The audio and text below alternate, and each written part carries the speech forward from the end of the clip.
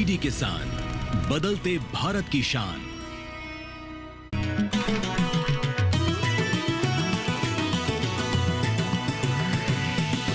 DD किसान, बदलते भारत की शान।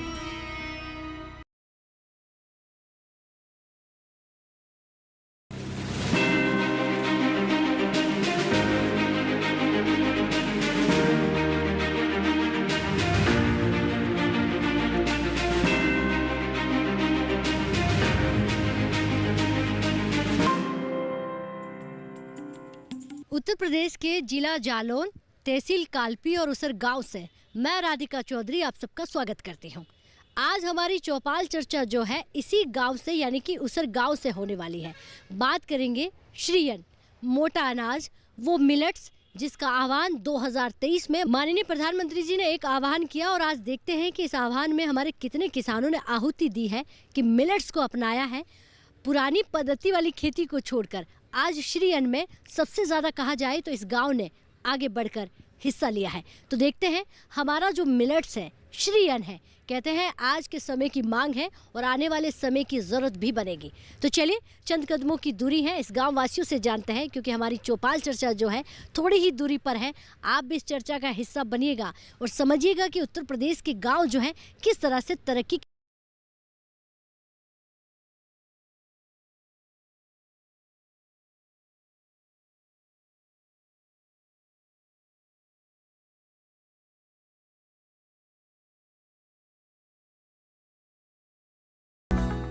तो हमारे अन्नदाता चौपाल चर्चा के लिए तैयार हैं अपनी बात रखने के लिए और हम पहुंच गए हैं उसर गांव, कालपी तहसील का ये गांव है, उत्तर प्रदेश का ये गांव है और आज बात कर रहे हैं मिलेट्स श्रीयन। एक बार जोरदार से तालियां अपने आप के लिए, बहुत स्वागत।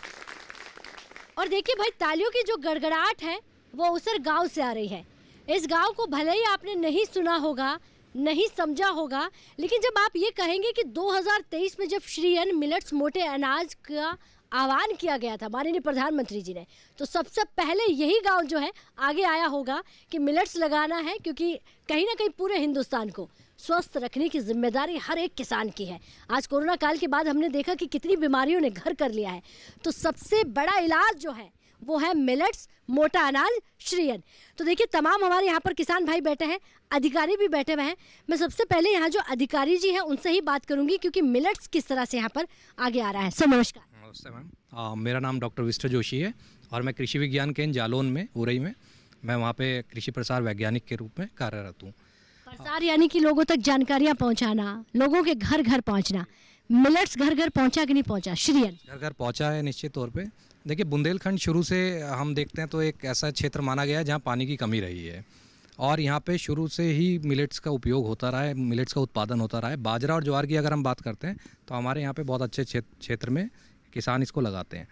देखिए पिछले कुछ सालों में हम लोग खरीफ के मौसम में यहाँ पे तिल लगाया करते थे, लेकिन अभी देखने में आया है कि जब से 2023 से इंटरनेशनल ईयर जो हमने मनाया है, सबसे मेन मोटिव जो रहा है किसानों का, वो जैसे हम जानते हैं कि 41% जो है प्रोडक्शन जो है वो मिलेट्स का इंडिया में होता है और निश्चित तौर पे राजस्थान अगर देखें और इधर के क्षेत्र को देखते हैं तो यहाँ पे भी मिलेट्स बहुत अच्छा होता है। तो हमारे किसानों ने दोबारा से इसको और अच्छी और उन्नत किस्म की जो प्रजातियाँ हैं उसको ये लेके यहाँ पे आए हैं और निश्चित तौर पे पैदावार भी बढ़ रही है।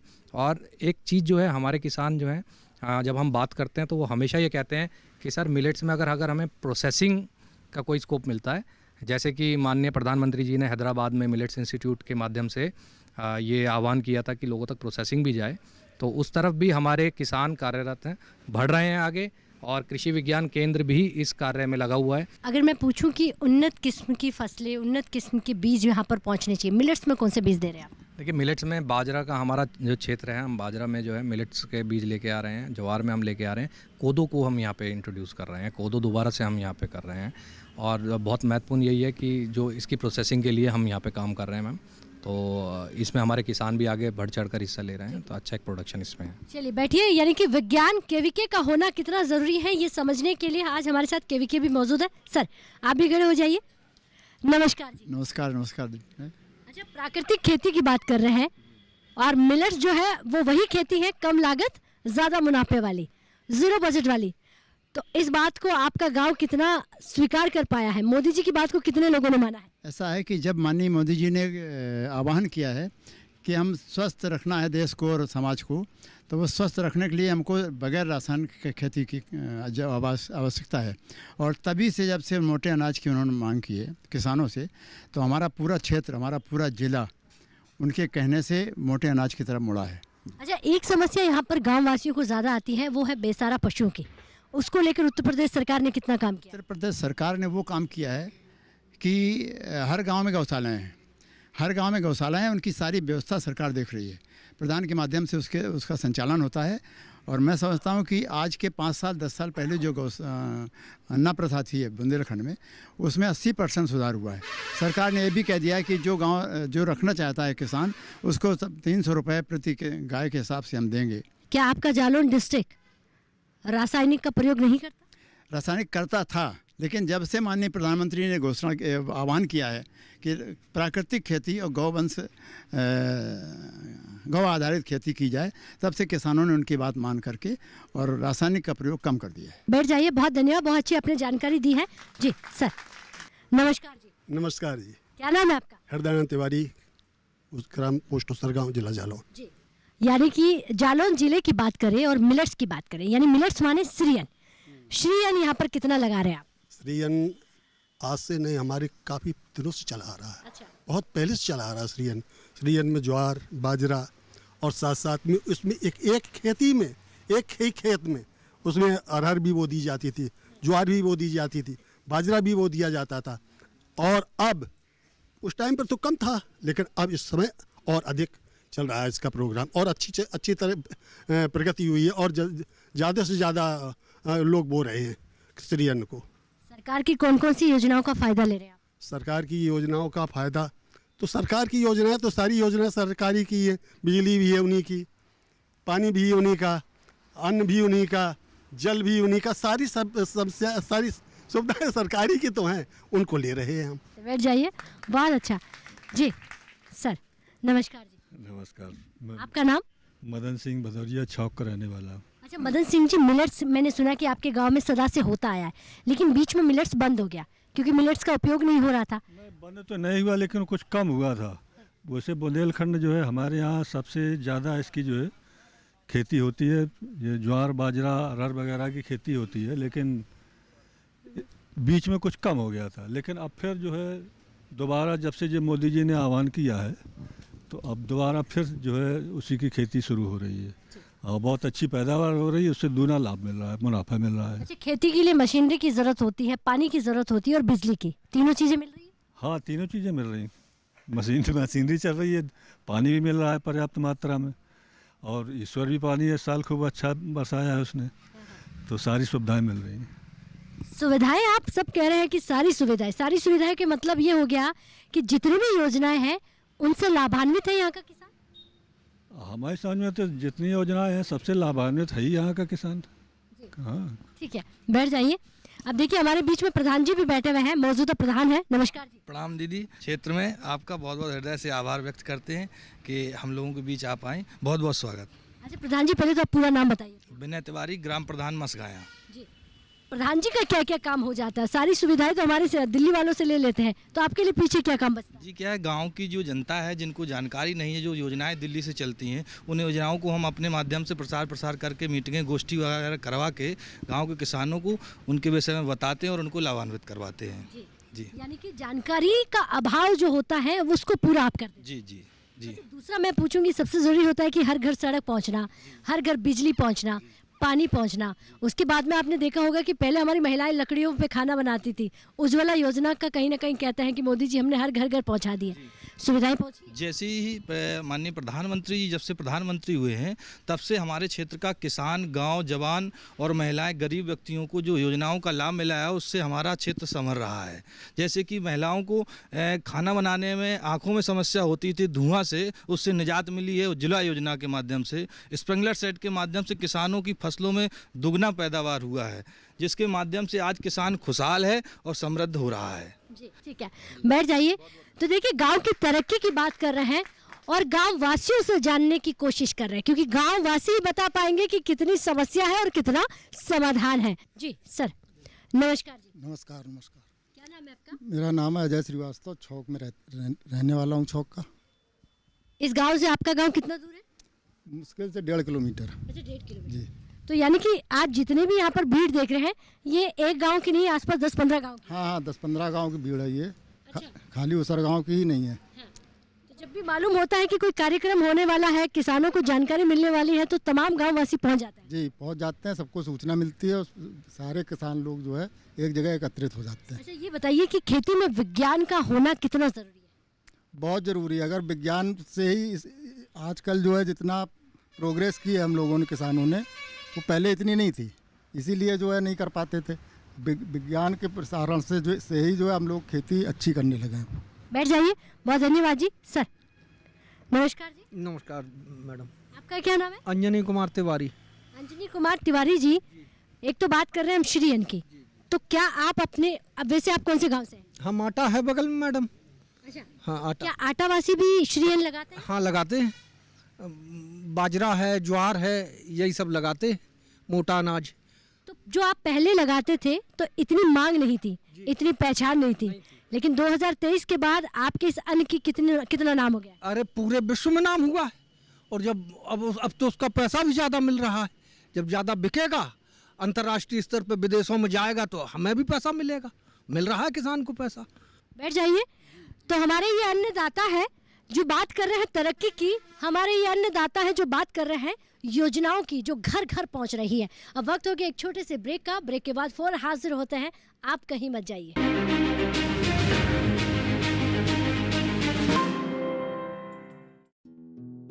हर साल फसल कटाई के बाद पराली जलाना कई तरह के प्रदूषण और स्वास्थ्य समस्याओं को जन्म देता है।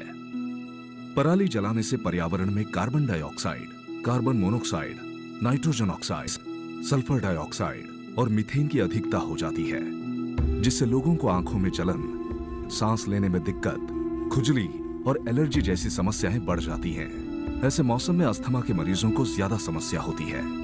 पराली जलाने से मिट्टी को उपजाऊ बनाने वाले किसान के मित्र कीट भी मर जाते हैं, जिससे मिट्टी की उर्वरक क्षमता को बहुत ही क्षति पहुंचती है। किसान भाई सरकार द्वारा दी जा रही पराली प्रबंधन योजनाओं का लाभ उठाएं।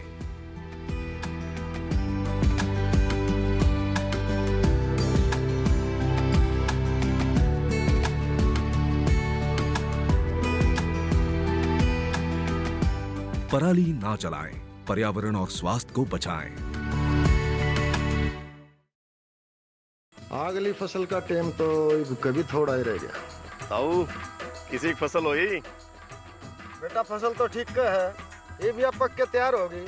ये भी इसने काट के और पराली ने जड़ा के फिर नई फसल बोने की तैयारी करूंगा। पराली जड़ा के? हाँ ताऊ तू पर्यावरण तो खराब करेगा, गेली हमारी सेहत भी खराब करेगा। फसल का दाना ही जरूरी नहीं होता, बचे हुए अवशेष भी बड़े काम के हो जाए। इनकी जैविक खाद बना के तू मिट्टी की उपजाऊ शक्ति ना और बढ़ा सका है।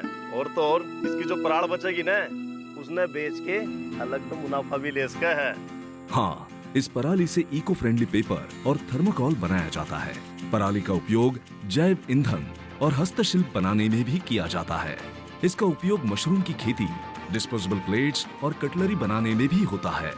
पराली समस्या नहीं, संसाधन है। किसान भाई पराली ना जलाएं, पराली से अपनी आय बढ़ाएं।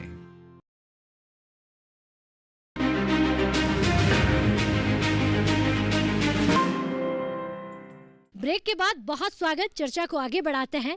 उत्तर प्रदेश पहुंचे हैं। हर किसान के घर तो नहीं, लेकिन चौपाल के माध्यम से हर किसान से बात जरूर कर सकते हैं। जी आप खड़े हो जाइए। नमस्कार जी। नमस्कार जी। आपका क्या नाम है? उदेश कुमार तिवारी।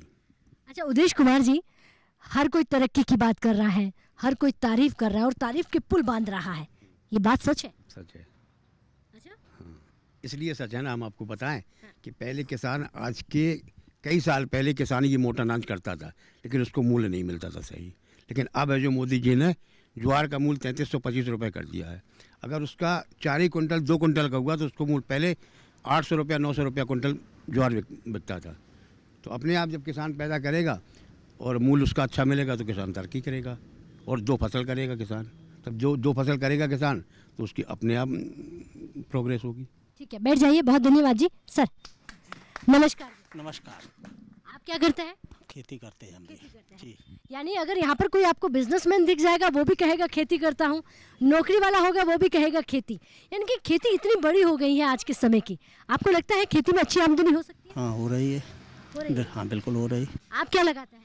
हम देखो ज्वार भी बोते हैं और बाजरा भी होता है मेरे यहाँ, धान भी होती है मेरे यहाँ, मटर भी होता है, चना भी होते हैं, मसूर भी होती है और जौ भी होता है, गेहूँ होता है।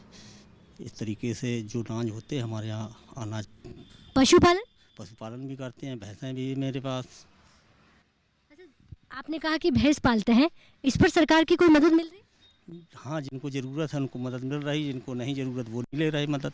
अच्छा, हाँ यानी कि सब्सिडी मिलती है? बिल्कुल मिलती है। ठीक है, बैठ जाइए। तो देखिए, एक किसान अब एक खेती पर निर्भर नहीं है, वो अलग अलग प्रकार की खेती कर रहा है, यानी कि एक के साथ 4 खेती भी हमारा किसान कर रहा है। सर नमस्कार जी। जी नमस्कार। क्या नाम है आपका? जी बबलू शुक्ला। अच्छा बबलू शुक्ला जी, नाम इसलिए पूछ लिया जाता है कि सुनने वाले ये समझ आए कि आप जो खेती में कितनी तरक्की कर रहे हैं। खेती पहले घाटे का सौदा हुआ करती थी और आज के समय में फ़ायदे का सौदा है, क्योंकि लागत नहीं है। अब श्री अन्न में लागत नहीं है और इन मटर और इन चीज़ों में जो है तो DAP और यूरिया का ज़्यादा इस्तेमाल होता था।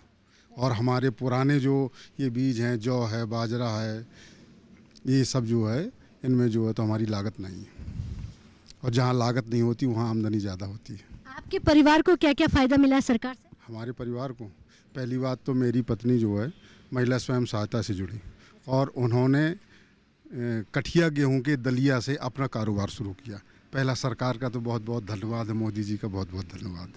और गैस भी मिला है और आपका सम्मान निधि भी मिल रही है, सारी चीज़ों का सहयोग मिल रहा है। ठीक है, बैठ जाइए। सारी सुविधाओं से आपका घर जो है लाभान्वित हो रहा है। नमस्कार जी। नमस्कार। नमस्कार। आपका क्या नाम है? हमारा नाम अनूप सिंह सेंगर है। अनूप सिंह जी, आप भी खेती बाड़ी से आगे बढ़ रहे हैं या नौकरी कर रहे हैं? जी नहीं, मैं खेती में पिताजी का सहयोग करता हूँ, स्वयं भी करता हूँ। पढ़ाई की है आपने? हाँ मैं MA BEd हूँ। अच्छा, MA BEd वाला खेती क्यों करेगा, वो तो नौकरी करेगा। वो घर में अकेला था तो उस वजह से पिताजी के साथ सोचा कि खेती करेंगे तो अच्छा रहेगा, समाज में उठना बैठना भी और भी चीज़ें। तो अब समाज में उठना बैठना और अच्छा हो रहा है दोनों? हाँ मैं उसके साथ FPO भी चलाता हूँ। Farmer producer company. अच्छा, FPO में कितने लोग जुड़े हैं? 340 मेंबर हैं और हमारे यहाँ का जो बुंदेलखंड का लैंड एरिया है वो बड़ा है। तो मैं सीड सप्लाई करता हूँ उत्तर प्रदेश सरकार को और अभी लगभग 30 से 40 किसानों को उसका पर्याप्त बेनिफिट मिल रहा है। जो किसान परिवार से स्ट्रॉन्ग है, जिनको सीड रोकने की क्षमता है और KVK हमारा बीज का स्रोत रहता है, तो हमें अच्छी से KVK से मदद मिलती है। इनकी मिनी यूनिवर्सिटी है जो डिस्ट्रिक्ट की, उससे हमें पूरा सहयोग मिलता है। ठीक है, बैठ जाइए। बहुत धन्यवाद, बहुत अच्छी आप जानकारी दे रहे हैं। सर नमस्कार जी। नमस्कार। आप कहाँ से आए हैं? उसर गाँव के रहने वाले। अच्छा, आप इसी गाँव के रहने वाले हैं। खेती में अब लाभ है। पहले खेती वही थी लेकिन पैदावारी कम थी, और महंगा नहीं जाता था अनाज, इसलिए अब महंगा जाता है तो लोग उस पर ज़्यादा गौर कर रहे हैं।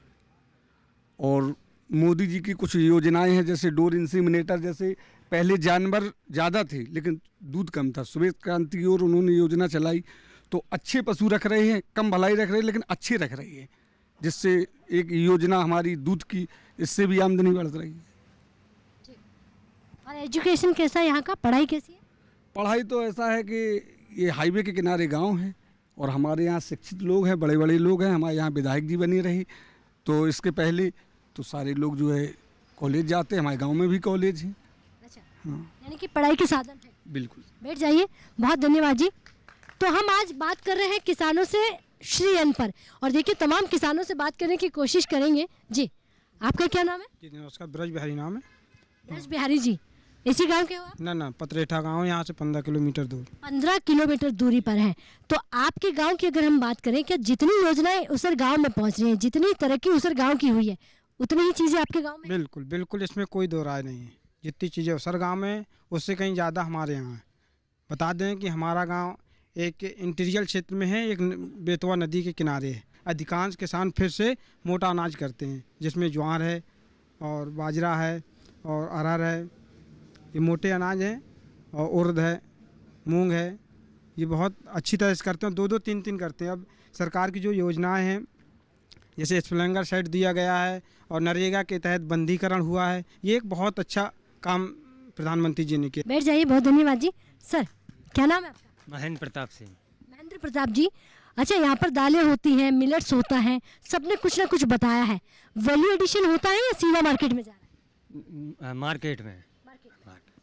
यहाँ पानी की कोई समस्या नहीं, यहाँ बिजली की कोई समस्या नहीं, यहाँ उपजाऊ खेती, बहुत अच्छी खेती, यहाँ 80% बहुत अच्छी खेती। बैठिए, बहुत धन्यवाद। जहाँ पानी की समस्या नहीं, बिजली की समस्या नहीं। जी आप भी खड़े हो जाइए। नमस्कार जी। नमस्कार जी। क्या नाम है आपका? मेरा नाम कन्हैया लाल कुशवाहा। जी कन्हैया लाल जी, आपकी उम्र से लगता है कि आपने सब कुछ देखा, इन बूढ़ी आंखों ने वो परिवर्तन देखा है, हमने वो समय देखा है। आज का समय कैसा है?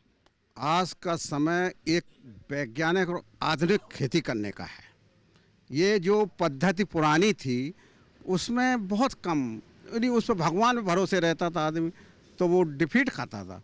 अब जो है आजकल अपने ज़िले में कृषि विज्ञान केंद्र खुली हैं, बड़े बड़े केंद्र, पंथनगर खुला हुआ है, कानपुर विश्वविद्यालय खुला हुआ है, भरतपुर में लाही अनुसंधान केंद्र है, ग्वालियर में आलू संस्थान केंद्र है। तो इनमें हम प्रशिक्षण में जाते हैं, हमको सरकार भेजती है, उद्यान विभाग भेजता है, नाबार्ड भेजता है। नाबार्ड के हम इस समय आयरन कृषक फूड कंपनी के डायरेक्टर भी हैं और यहाँ चला रहे।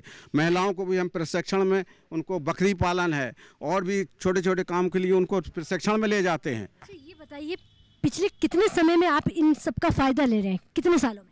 लगभग हमको इस समय 8-10 साल हो गया। 8-10 साल। ठीक है, बैठ जाइए। बहुत धन्यवाद, बहुत अच्छी आपने जानकारी दी है, बहुत अच्छी आपने जानकारी दी है। और देखिए, किसान जागरूक होंगे तो ही वो फ़ायदा ले सकते हैं। सर आप खड़े हो जाइए। नमस्कार। नमस्कार। क्या नाम है आपका? सुपाल सिंह। सुपाल जी, श्री अन्न की बात कर रहे हैं, श्री अन्न आप लगाते हैं? हाँ, हमारे पास श्री अन्न की खेती ही है। अच्छा। इसके अलावा तो जब जबरदस्ती करते थे, जब रेट नहीं मिलता था। नहीं, भूतपूर्व प्रधान है। तो हम लोगों को तो देखो, ये 1 किलो के बीघा ये ज्वार बाजरा बोया जाता है। इतना सस्ता कोई फसल नहीं है जितना ज्वार बाजरा में होता है। इसके बाद में हम लोग चना बोते हैं। चना में भी लागत नहीं आता। अगर ऊपर वाले ने एक बार वर्षा कर दी तो फिर वर्षा भी नहीं करना है, एक बार बो दिया और वो पर्याप्त मात्रा में पैदा होता है। इसलिए जो है मोटा अनाज पहले से भी बोते रहे, अब भी बोते हैं। पहले रेट नहीं मिलता था, पहले तो 1000-1200 रुपये में मिलता था। आज मिल रहा है 3000-3500। आज मुझे बताइए कि मिलेट्स की, श्री अन्न की रेट क्या मिल रही है? हाँ, 3300 कुछ रुपए मिलते हैं। 3300 जो इन साल आया है, अगली साल रहता शायद 2800 कुछ। ठीक है, बैठ जाइए। यानी कि आपका कहने का मतलब हो गया है कि श्री अन्न में फ़ायदा है, कम लागत है और ज़्यादा मुनाफा है। जी आपका क्या नाम? नमस्कार मैम, जयप्रकाश मैम, ग्राम चंदपुर से कदौरा ब्लॉक से आए हुए हैं। यहाँ से हमारा गांव 25 किलोमीटर है। हम छोटे किसान हैं लेकिन आमदनी अच्छी कर लेते हैं। कैसे? मिलेट के साथ साथ हम भिंडी है, मेड़ों में भिंडी लगा देते हैं और वहीं पे गाय बकरी भैंस जो भी है अपना, तो उससे घास वास काट के गुजर कर लेते हैं मैम। तो आमदनी अच्छी हो जाती है। हमें PM किसान योजना का भी पैसा मिलता है, सम्मान निधि भी मिलती है और आवास योजना भी मिला। जब से मोदी जी की सरकार आई तो मकान भी पक्का हो गया। हमारी माँ जी को खाना बनाने में दिक्कत होती थी, उज्ज्वला योजना के तहत हमारी माँ को आज सुविधाएं भी मिल रही हैं। जी बैठिए, बहुत धन्यवाद जी। और भी हमारे यहाँ पर किसान भाई है जी, आप भी खड़े हो जाइए। क्या नाम है? कुलदीप तिवारी, ग्राम पेपरा है, यहाँ से 5 किलोमीटर दूर है। श्री हरि अन्न जो है बोने का सबसे बड़ा कारण ये है, बढ़ावा इसलिए मिला है कि पहले बीज की जो है, जो उन्नतशील बीज की किस्में वो नहीं मिल पाती थी हमें। अब सरकार के द्वारा जब बीज अच्छा मिल रहा है तो उसकी उत्पादन क्षमता भी बढ़ जाएगी। और दूसरा कारण ये है कि हमारी जो है, जो आवारा जानवर की समस्या आती है, इससे हमें जो है पशु का चारा उपलब्ध होता है सहजता में। बहुत अच्छी आपने बात कही, बैठ जाइए। बहुत धन्यवाद। अच्छा देखिए, एक सवाल मैं आपसे भी लूँगी, आखिरी सवाल होगा। सर, अगर बात हम मिलेट्स की करते हैं तो सबसे ज़रूरी हो जाता है कि लगाने वाले मिलेट्स वाले ज़्यादा हैं तो उनको आमदनी तभी बढ़ेगी जब वो वैल्यू एडिशन करेंगे, जब वो मिलेट्स से प्रोसेसिंग यूनिट से जुड़ेंगे। तो केवीके ने इसके लिए क्या किया? देखिए मैम, यूपी गवर्नमेंट ने लास्ट ईयर हमको 95 लाख रुपीज़ दिए, जिसमें हम जो है अपने यहाँ पे एक मिलेट का प्रोसेसिंग हब स्टार्ट करने जा रहे हैं। ऑलरेडी हमारे केवीके में एक सीड हब योजना चल रही है जिसमें हम दलहन का बीज उत्पादित करवाते हैं किसानों से। इसी के पैरेलल जैसे है एक मिलेट का जो हब स्टार्ट होगा, इसमें हम प्रोसेसिंग करेंगे, पैकेजिंग करेंगे। अच्छा, मैं यहाँ एक चीज़ और ऐड ऑन करना चाहता हूँ कि हमारे जनपद में कुछ समय पहले तक जो हमारी क्रॉपिंग इंटेंसिटी थी वो 120% के अराउंड थी परसेंटेज में, यानी कि एक पूरी फसल लिया करते थे रबी की, और मात्र 20% ऐसे फार्मर्स थे जो दूसरी फसल लेते थे। लेकिन मिलेट्स के आने से और हमारे कृषक जो जागरूक हुए हैं, उसकी वजह से अब हमारे यहाँ पे ऑलमोस्ट 365 डेज़ की क्रॉपिंग है। सभी लोग जो हैं 3-3 फसलें ले रहे हैं। देखिए, आप रबी के टाइम में देखिए, आप यहाँ पे मटर लेते हैं, गेहूँ, उसके बाद गेहूँ लेते हैं, फिर मिलेट्स का भी ऑप्शन हो गया है, मूंग का, स्प्रिंकलर का बहुत अच्छा यूज़ है। तो हमारे जितने भी फार्मर्स हैं बहुत अब अडॉप्शन में बहुत आगे हैं टेक्नोलॉजी के पॉइंट से, और केवीके में भी इस पर कार्य कर रहा है बहुत अच्छे से। बैठिए, बहुत धन्यवाद जी। देखिए, केवीके का होना और विज्ञान माने सीधा ये हो जाता है कि आपको समझकर, सीखकर, जानकारी लेकर खेती करनी होगी। उसके लिए किसानों का जागरूक होना बहुत ज़रूरी है। तो आज के किसानों को आपने सुना और समझा कि हमारे किसान कितने जागरूक हैं। जो किसान साल में 12 मास में एक खेती लेने वाले आज 12 मास वाली खेती ले रहे हैं, 3-3 खेती ले रहे हैं, 1 बीघा में एक फसल ना लगाकर वो 4 से 8 फसलें लगा रहे हैं। तो ये जानकारी विज्ञान से मिलती है। और बात मिलेट्स श्री अन्न, और यही वो किसान है जो श्री अन्न अब आपके घर तक पहुंचाएगा और पूरा ऑर्गेनिक की तरफ हमारा किसान जो बढ़ रहा है। अब वक्त हो गया है आपसे इजाज़त लेने का, लेकिन यही नहीं रुकेंगे। उत्तर प्रदेश में है, अलग अलग जगहों में पहुंचेंगे, जालौन में है, गांव में पहुंचेंगे और बात करेंगे सरकारी योजनाओं की। नमस्कार।